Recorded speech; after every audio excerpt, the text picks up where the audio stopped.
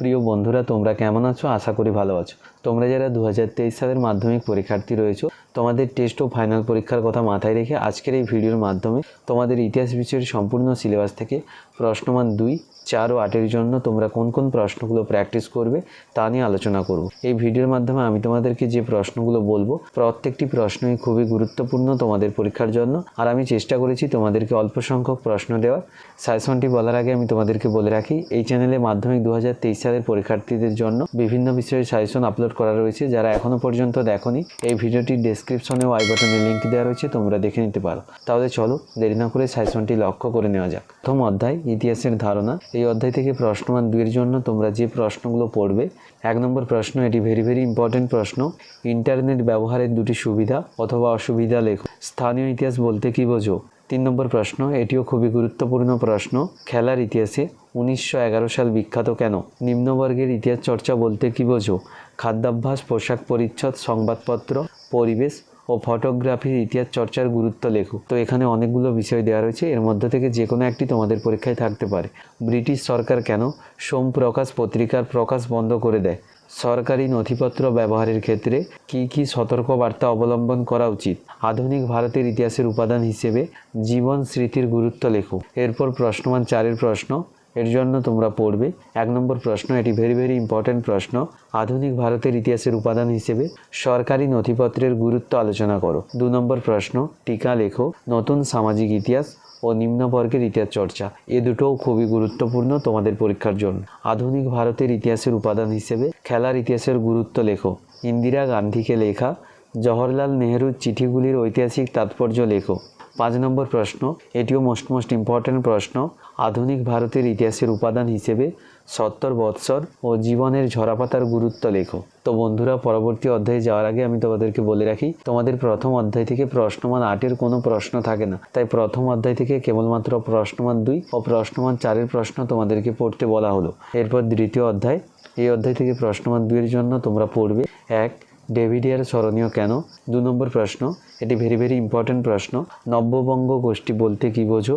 অথবা এই প্রশ্নটি এরকমভাবেও থাকে, ইয়ং বেঙ্গল বলতে কী বোঝো? প্রাচ্য ও পাশ্চাত্য শিক্ষার দ্বন্দ্ব বলতে কী বোঝো?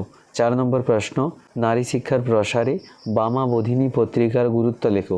এটিও মোস্ট ইম্পর্টেন্ট একটি প্রশ্ন। মধুসূদন গুপ্ত স্মরণীয় কেন? হাজী মোহাম্মদ মহসিন বিখ্যাত কেন? টিকা লেখো। নব্য বেদান্তবাদ, উডের ডিসপ্যাচ ও মেকলে মিনিট। এখানে যে 3টে বললাম, 3টিই খুবই গুরুত্বপূর্ণ তোমাদের পরীক্ষার জন্য। 8 নম্বর প্রশ্ন, এটিও খুবই গুরুত্বপূর্ণ প্রশ্ন। ব্রাহ্ম সমাজ বিভাজনের 2টি কারণ উল্লেখ করো। অথবা এই প্রশ্নটিও তোমরা প্র্যাকটিস করতে পারো। ব্রাহ্ম সমাজের 2টি সমাজ সংস্কারমূলক কাজের পরিচয় দাও। ডিরোজিও বিখ্যাত কেন? এরপর প্রশ্নমান 4, এর জন্য তোমরা পড়বে 1 নম্বর প্রশ্ন, এটি খুবই গুরুত্বপূর্ণ প্রশ্ন। স্বামী বিবেকানন্দের ধর্ম সংস্কারের আদর্শ ব্যাখ্যা করো। পাশ্চাত্য শিক্ষার প্রসারে রাজা রামমোহন রায়ের অবদান লেখো। পাশ্চাত্য শিক্ষার প্রসারে ডেভিড হেয়ার ও বেথুন সাহেবের অবদান আলোচনা করো। 4 নম্বর প্রশ্ন, মোস্ট ইম্পর্টেন্ট প্রশ্ন তোমাদের পরীক্ষার জন্য।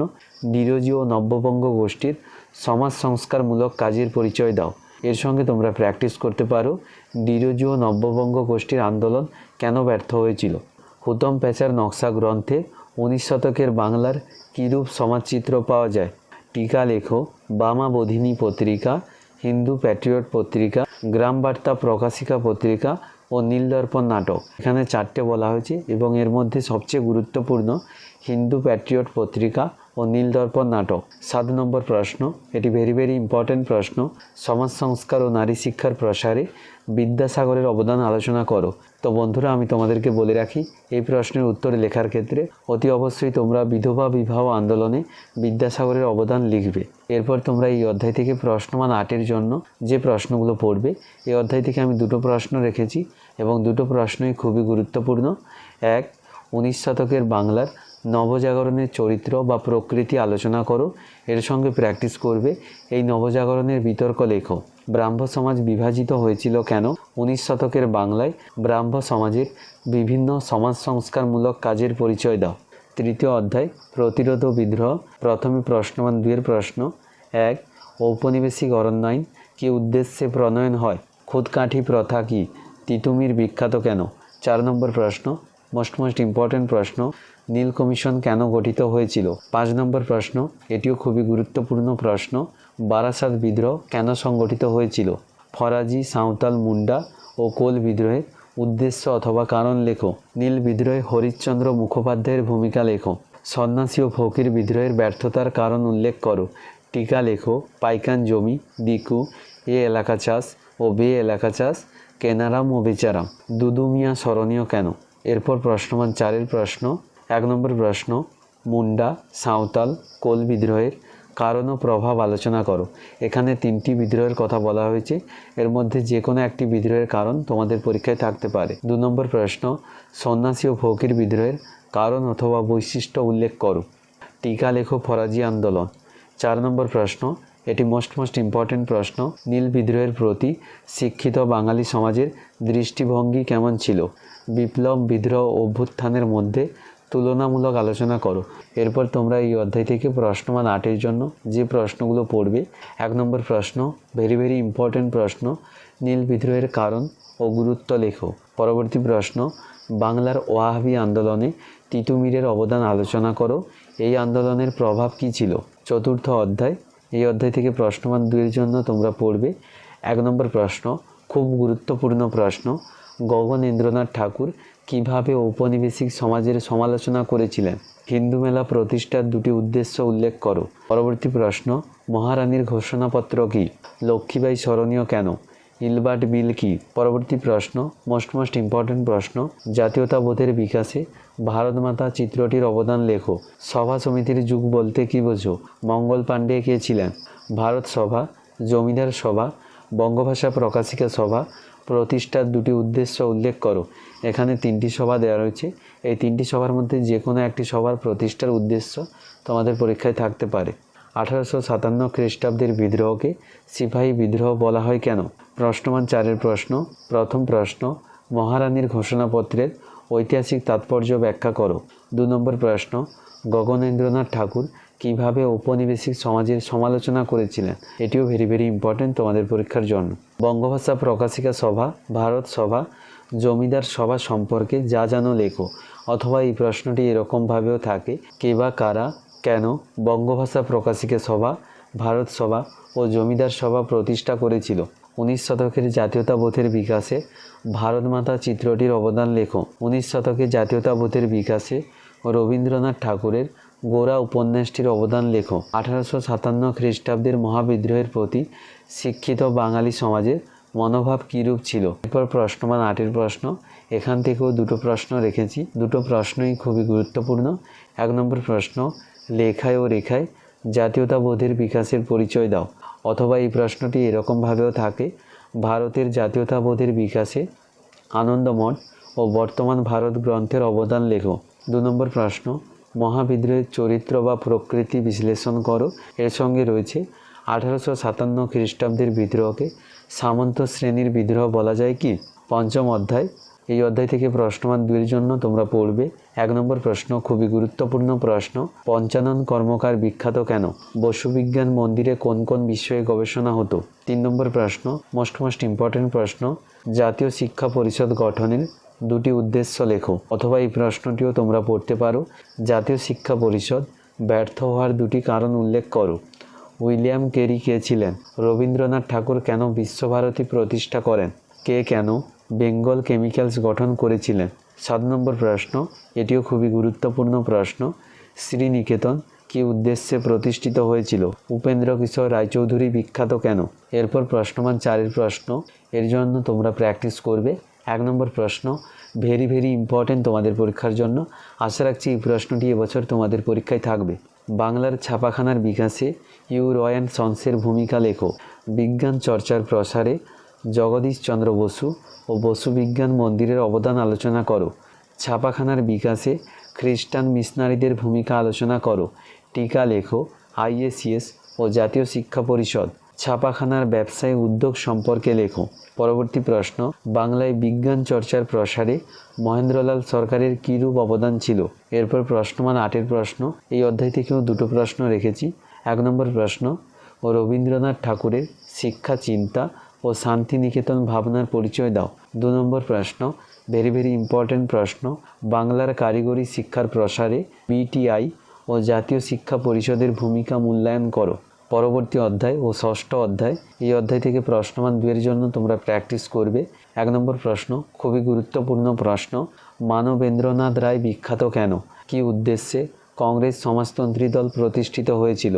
মাদারিপাসি কে ছিলেন? বাবা রামচন্দ্র কে ছিলেন?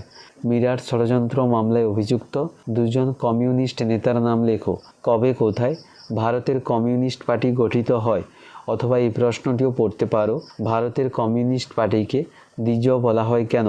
7 নম্বর প্রশ্ন, ভেরি ইম্পর্টেন্ট প্রশ্ন, চৌরি চৌরার ঘটনা কি? মোপালা বিদ্রোহ কেন হয়েছিল? কে কবে কেন ফরওয়ার্ড ব্লক গঠন করেন? মিরাট ষড়যন্ত্র মামলা কি? এই অধ্যায় থেকে তোমরা প্রশ্নমান 4-এর জন্য প্র্যাকটিস করবে। 1 নম্বর প্রশ্ন, মোস্ট ইম্পর্টেন্ট প্রশ্ন, টিকা লেখো। কংগ্রেস সমাজতন্ত্রী দল, মিরাট ষড়যন্ত্র মামলা, Bardoli Satyagraha, Nikhil Bharat trade union Congress, workers and peasants party, সর্বভারতীয় কিষাণ সভা, তেভাগা আন্দোলন ও একা আন্দোলন। এখানে অনেকগুলো দেওয়া রয়েছে, কিন্তু এখানে যেগুলো দেওয়া রয়েছে প্রত্যেকটি খুবই গুরুত্বপূর্ণ তোমাদের পরীক্ষার জন্য, তাই তোমাদেরকে ভালো করে প্র্যাকটিস করে রাখতে হবে।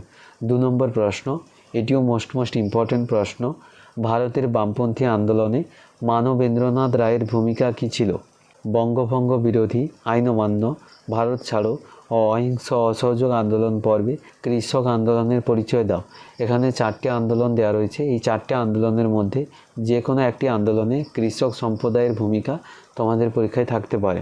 পরবর্তী প্রশ্ন, বঙ্গভঙ্গ বিরোধী আইন অমান্য, ভারত ছাড়ো ও অহিংস অসহযোগ আন্দোলন পর্বে শ্রমিক শ্রেণীর আন্দোলনের পরিচয় দাও। এই অধ্যায় থেকে প্রশ্নমান 8-এর জন্য তোমরা প্র্যাকটিস করবে। 1 নম্বর প্রশ্ন, মোস্ট ইম্পর্টেন্ট প্রশ্ন, 20 শতকের ভারতে বামপন্থী রাজনীতির চরিত্র ও বৈশিষ্ট্য বিশ্লেষণ করো। 2 নম্বর প্রশ্ন, 20 শতকের ভারতে কৃষক ও শ্রমিক সম্প্রদায়ের আন্দোলনের পরিচয় দাও। সপ্তম অধ্যায়, এই অধ্যায় থেকে প্রশ্নমান 2-এর জন্য তোমরা পড়বে। 1 নম্বর প্রশ্ন, মোস্ট ইম্পর্টেন্ট প্রশ্ন, এই প্রশ্নটি তোমাদের বারবার পরীক্ষায় আসে, রশিদ আলী দিবস কেন পালিত হয়? লীলা রায় বিখ্যাত কেন? বীণা দাস স্মরণীয় কেন? মাদাম কামা বিখ্যাত কেন? তাম্রলিপ্ত জাতীয় সরকার কি উদ্যোগ নিয়েছিল? ডান্ডি অভিযান কি? দলিত কাদের বলা হয়? মাতঙ্গিনী হাজরা স্মরণীয় কেন? দীপালি সংঘ কেন প্রতিষ্ঠিত হয়েছিল? পুনা চুক্তি কাদের মধ্যে ও কেন স্বাক্ষরিত হয়েছিল? অলিন্দ যুদ্ধ কি? লক্ষ্মীর ভাণ্ডার কেন গঠিত হয়েছিল? এই অধ্যায় থেকে প্রশ্নমান 4-এর জন্য তোমরা পড়বে। 1 নম্বর প্রশ্ন, টিকা লেখো। বেঙ্গল ভলান্টিয়ার, দীপালি সংঘ ও অ্যান্টি সার্কুলার সোসাইটি। 2 নম্বর প্রশ্ন, ভেরি ইম্পর্টেন্ট প্রশ্ন, ভগৎ সিং, বীণা দাস, বিনয় বাদল দীনেশ, কল্পনা দত্ত, মাতঙ্গিনী হাজরা, প্রীতিলতা ওয়াদিদার, সূর্য সেন স্মরণীয় কেন? অথবা এই প্রশ্নটি এরকমভাবেও থাকে, বিপ্লবী আন্দোলনে এদের ভূমিকা আলোচনা করো। তো বন্ধুরা, এখানে অনেকগুলো বিপ্লবীর নাম দেওয়া রয়েছে, এর মধ্যে যে কোনো একটি বিপ্লবী আন্দোলনের ভূমিকা তোমাদের পরীক্ষায় থাকতে পারে। বঙ্গভঙ্গ বিরোধী আইন অমান্য, ভারত ছাড়ো ও অহিংস অসহযোগ আন্দোলন পর্বে নারীদের ভূমিকা লেখো। 4 নম্বর প্রশ্ন, দলিত আন্দোলন নিয়ে গান্ধী ও আম্বেদকরের বিতর্ক আলোচনা করো। এরপর তোমরা এই অধ্যায় থেকে প্রশ্নমান 8-এর জন্য যে প্রশ্নগুলো পড়বে, এই অধ্যায় থেকে 3টে প্রশ্ন রেখেছি। 1 নম্বর প্রশ্ন, ভেরি ইম্পর্টেন্ট প্রশ্ন। 1 নম্বর প্রশ্ন, এটি ভেরি ইম্পর্টেন্ট প্রশ্ন, সশস্ত্র বিপ্লবী আন্দোলনে নারীদের ভূমিকা বিশ্লেষণ করো। 2 নম্বর প্রশ্ন, সশস্ত্র বিপ্লবী আন্দোলনে ছাত্রদের ভূমিকা বিশ্লেষণ করো। দলিতরা কেন আন্দোলন করেছিল? ভারতের দলিত আন্দোলনে আম্বেদকরের ভূমিকা মূল্যায়ন। 8ম অধ্যায় ও তোমাদের ইতিহাস বিষয়ের শেষ অধ্যায়, এই অধ্যায় থেকে তোমরা প্রশ্নমান 2-এর জন্য পড়বে। 1, এলওসি কি? রাজাকার কারা? আজাদ কাশ্মীর কি? উদ্বাস্তু সমস্যা বলতে কি বোঝো? দার কমিশন কেন গঠিত হয়েছিল? ভারত ভক্তির দলিল বলতে কি বোঝো? পত্তি শ্রীরামালু কে ছিলেন? অপারেশন পোলো কি? পুনর্বাসনের যুগ বলতে কি বোঝো? মাউন্ট ব্যাটেন প্রস্তাব কি? দেশীয় রাজ্য বলতে কি বোঝো? এরপর তোমরা এই অধ্যায় থেকে প্রশ্নমান 4-এর জন্য পড়বে। 1 নম্বর প্রশ্ন, টিকা লেখো। জেপিভি কমিটি, নেহেরু লিয়াকত চুক্তি ও রাজ্য পুনর্গঠন কমিশন। 2 নম্বর প্রশ্ন ও ভেরি ইম্পর্টেন্ট প্রশ্ন, আত্মজীবনী ও স্মৃতিকথার মাধ্যমে দেশভাগ ও দেশত্যাগের স্মৃতি যা জানা যায় লেখো। ভাষাভিত্তিক রাজ্য পুনর্গঠনের উদ্যোগ ও বিতর্ক সম্পর্কে যা জানো লেখো। এটিও ভেরি ইম্পর্টেন্ট তোমাদের পরীক্ষার জন্য।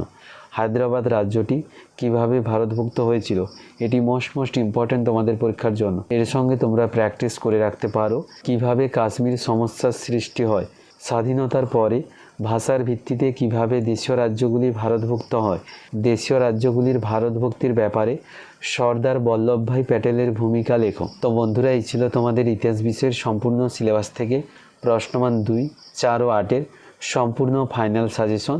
তোমরা এই প্রশ্নগুলো প্র্যাকটিস করো, আশা রাখছি এর মধ্য থেকে তোমরা বেশিরভাগ প্রশ্ন কমন পেয়ে যাবে। ভিডিওটি ভালো লাগলে একটি লাইক করো, আর যারা চ্যানেলে নতুন অতি অবশ্যই চ্যানেলটিকে সাবস্ক্রাইব করে রাখো। ভালো থাকবে, বাই, দেখা হচ্ছে নেক্সট ভিডিওতে।